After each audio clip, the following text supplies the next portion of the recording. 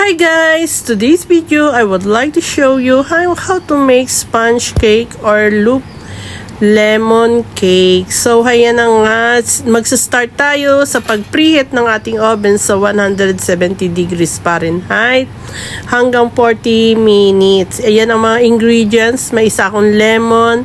Isang lemon yan. Kailangan natin yung zest. Hindi pwede yung puti. Dilaw lang. So, dilaw lang ang kukunin natin yan. And then, may 3 akong itlog. Lahat ng gamit ko ay room temperature ha. Yung malamig na. So, hindi galing sa ref. Kailangan napalamig nyo na doon sa kusina nyo.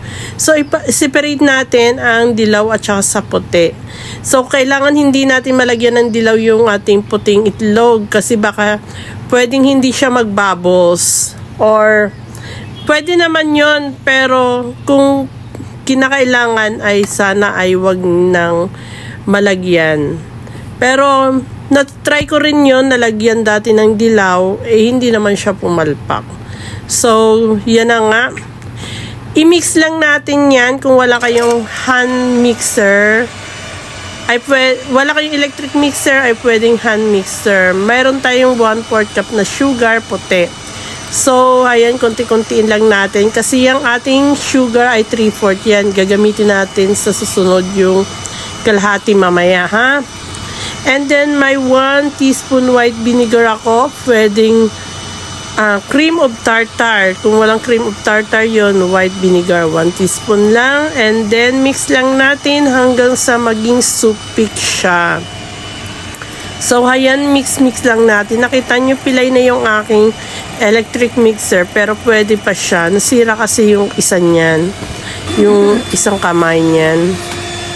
So, mix lang natin. At konting tiyaga lang. Saglit lang naman yan, hindi naman matagal.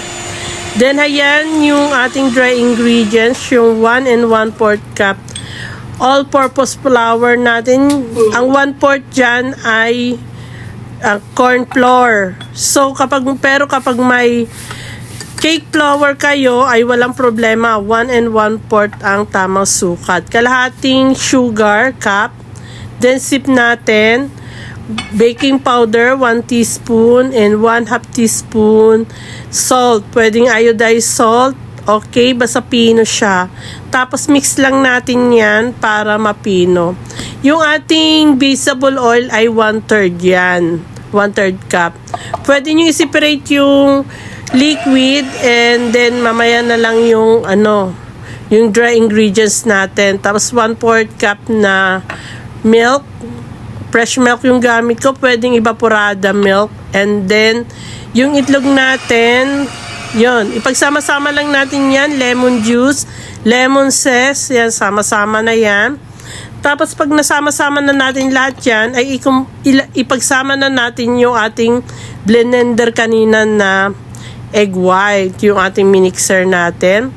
Tapos cut and fold lang natin, wag overmix kasi baka naman tumigas yung ating butter. Yan, cut and fold yan.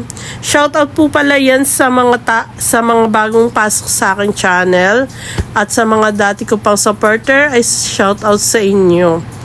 Okay, salamat. Sana ay maintindihan yung ang ginagawa. And thank you po sa lahat. Okay, so nakahanda na yung ating oven, di ba? Na i-preheat na natin dun sa umpisa. Kasi kailangan na preheat na natin yung oven natin. Then gagawa tayo ng ating butter para pagkatapos natin gumawa ay diretso na sa oven. Mainit na siya. So, maganda yung alsan niya, hindi siya nagdi-deflate. Kasi kapag ganyan sponge cake, medyo maselan talaga siya. So, may prepare akong pan, dinalawa ko pa nga yan, akala ko kasya sa dalawa, hindi pala. Isa lang pala talaga siya. So, nilagyan ko ng parchment paper para pag naluto siya ay angat lang. Paangatin lang natin, madaling matanggal at hindi masisira ang ating tinapay. So, tak-tak, 1, 2, 3, para yung bubbles niya ay bumaba doon sa baba. Hindi siya nakasteady doon yung bubbles niya sa taas. Yung may butas-butas yun, makikita nyo yun. So, ayan na nga. 40 minutes yan. Sure na sure. Up and down ang gamit ko. Kung wala naman kayong update, down lang. Tapos, ayan. After 40 minutes, kapag tinusok nyo ng toothpick or ng kutsilyo at malinis na yun sila, yung kutsilyo nyo, ay luto na yan. Hayan. Ang ganda ng pagkaluto, diba? So, hayan, mag-tea time na natin. At huwag kalimutan, pagtanggal sa oven, taob agad. Para hindi siya lumiit. Kasi pag sponge cake, lumiliit yan. At baka walang matira. So, kailangan nakataob siya. Saka nyo tatanggalin sa pan kapag malamig na. Hayan. Okay? Walang kadaya-daya. Thank you for watching. God bless you all.